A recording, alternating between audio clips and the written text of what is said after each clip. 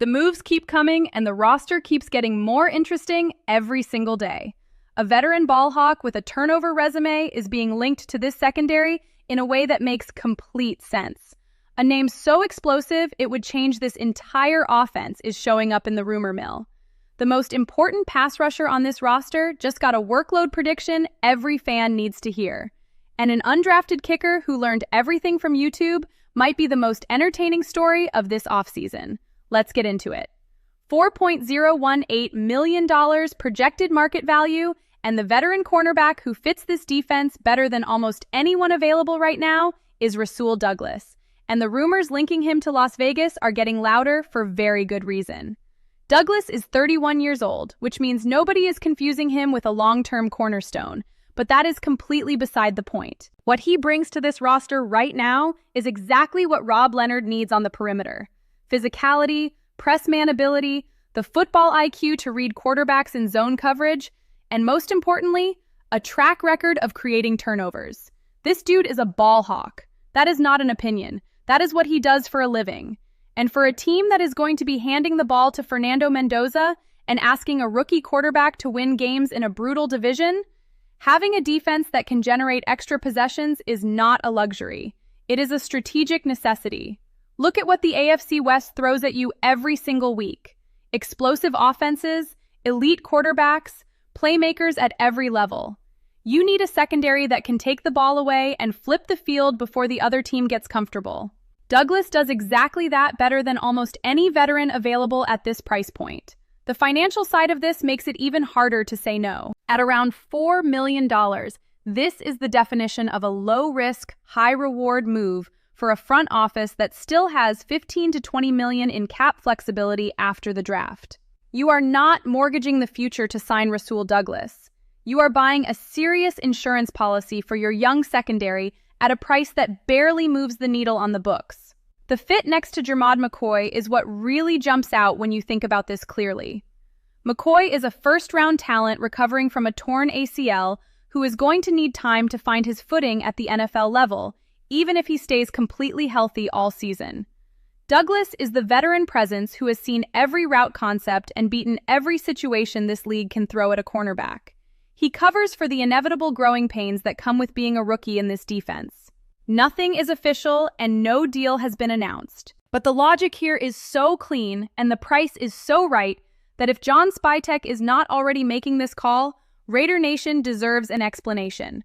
The receiver conversation keeps evolving, and the name that is starting to show up with real force in the rumor mill is wide receiver Deebo Samuel. And the argument for bringing him to Las Vegas is honestly hard to pick apart. Deebo is not just a wide receiver. He is a problem that defensive coordinators have nightmares trying to solve. His ability to create yards after the catch is elite. His versatility as a runner and receiver out of creative personnel packages is something very few players in this league can replicate. And his physical style of play fits perfectly alongside what Clint Kubiak wants to build around Fernando Mendoza. Now think about what this offense looks like if you put Deebo Samuel and Brock Bowers on the same field at the same time. Defensive coordinators cannot double both of them. They cannot take away the run and the pass simultaneously. Every single play becomes a genuine problem because the defense has to account for too many weapons at once. That is the kind of offensive environment that makes a rookie quarterback's life dramatically easier, and that is exactly what Mendoza needs in year one. The financial picture makes this worth taking seriously. Deebo's projected market value sits around $15.7 million, and the Raiders entered this offseason with significant cap flexibility. Structuring a deal that protects the franchise's future while landing a weapon of this caliber is absolutely within reach for a front office that has shown it understands how to build a balanced roster. Now, the honest disclaimer here is that nothing is confirmed. These are rumors and background noise, not announcements. Deebo is still with San Francisco on paper, and no deal has been reported. But here is what makes this different from idle speculation. The Raiders have the need, they have the cap space, they have the offensive system that maximizes exactly what Deebo does best, and they have a rookie quarterback whose development would accelerate dramatically with a weapon like this beside him. John Spytek has been aggressive and smart all offseason. If the price is right and the opportunity is real, passing on Deebo Samuel would be very difficult to justify. Raider Nation has been patient about this receiver room all offseason. This would be the move that ends that conversation permanently. A veteran ball hawk is being linked to this secondary, and an explosive weapon who would change this offense overnight is showing up in the rumor mill. Two sides of the ball, two moves that could define this entire season. Raider Nation, I need your take. Which move do you want first? Rasul Douglas to lock down the secondary, or Deebo Samuel to give Mendoza his weapon? Drop it in the comments. Subscribe if you are riding with the silver and black through this rebuild, because what is happening on that defensive line right now is something every fan needs to hear. Nobody on this roster matters more to this defense than Max Crosby, and the conversation about how the Raiders need to manage Max Crosby in 2026 is one that this fan base needs to take seriously right now. Crosby underwent surgery in January for a significant meniscus tear and associated cartilage and bone stress injury in his left knee. He is going to turn 29 before this season starts. That combination of age and injury history means the days of running him out there for every single snap on every single drive are over. And Raider Nation radio host Q Myers said exactly what needed to be said. Seeing Crosby out there for 100% of the defensive snaps this year would be reckless. That is the right call. This is not about doubting Crosby. This is about protecting the most important player on this defense so he can be elite for the games that matter most, instead of grinding him down play by play over a 16-game season. That is where Kieran Crawford comes in. The Raiders drafted Crawford at number 67 in the 2026 NFL Draft out of Auburn, and Myers called him a good rotational piece in year one. A guy who can pin his ears back, get after the quarterback, and keep those edges fresh. Crawford's pass rush grade from PFF last season was 85.8, ranking 48th among edge defenders nationally. That is legitimate production from a player who is now going to learn his craft, standing next to one of the best pass rushers this league has seen in the last decade. And Crawford himself made it crystal clear where his head is at.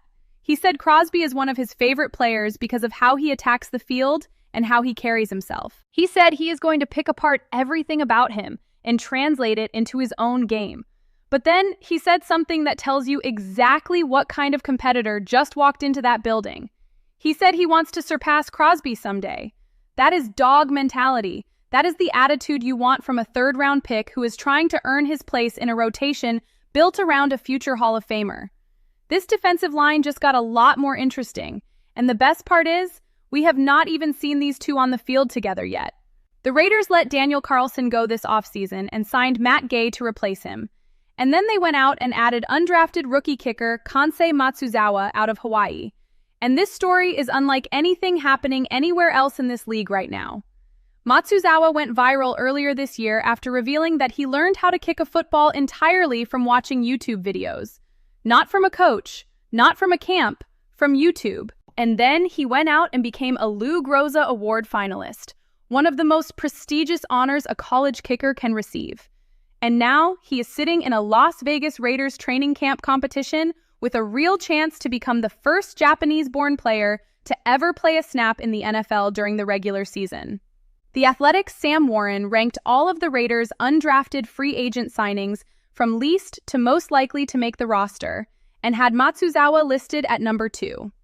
Warren said flat out that if the Tokyo Toe maintains the elite accuracy that made him a Lou Groza finalist, he could find himself the starting kicker for this franchise.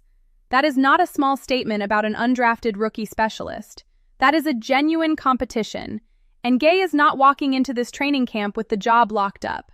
Matt Gay is fine, but fine is not good enough when you have a player with Matsuzawa's accuracy and upside pushing for the same roster spot. But the most underrated name in this entire undrafted class might actually be long snapper Tyler Duzansky out of Penn State.